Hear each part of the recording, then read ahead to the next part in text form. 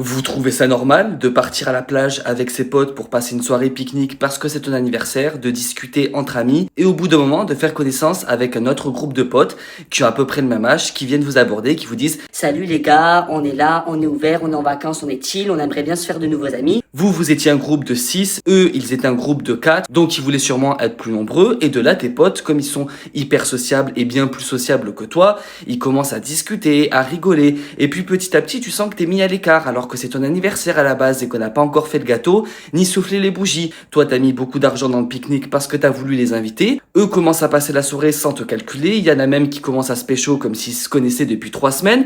Et au bout d'un moment, t'as les 4 nouveaux là qui disent Ah bah écoutez, si vous voulez, on finit la soirée dans un petit Airbnb qu'on a décidé de louer, on passe la soirée tous ensemble et on va s'éclater. et tes amis disent oui.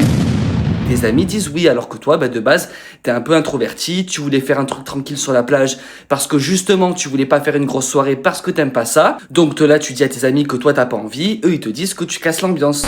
Que là, vraiment, il faut se bouger, il faut sortir. Et donc, tu leur dis, bon, laissez tomber, je vais rester un peu sur la plage et je vous rejoins après. Et ils te disent oui. Encore une fois, ils te disent oui pour quelque chose où ils devraient te dire non de base. Et donc, ils partent à la soirée au Airbnb parce que c'était à même pas 5 minutes à pied. Et puis, ils commencent à s'amuser. Entre eux, ils mettent des stories, ils s'éclatent et ils ne t'envoient pas un seul message de toute la soirée. C'est-à-dire qu'ils t'ont pas calculé, ils ont pas pensé au gâteau que t'avais acheté, aux bougies que tu n'as pas soufflé, à l'anniversaire que tu n'as pas fêté. Non, non, ils sont partis en soirée avec de nouveaux potes et t'ont laissé de côté. Tout ça parce que tu voulais pas venir, que t'aimais pas ça, que tu les avais prévenus, mais eux s'en fichent en fait. Parce que c'est pas des vrais amis. Donc merci à Mathilde de m'avoir raconté son histoire et Mathilde, sache que tu n'as pas d'amis. Il faut s'en faire de nouveau parce que tu mérites mieux dans la vie.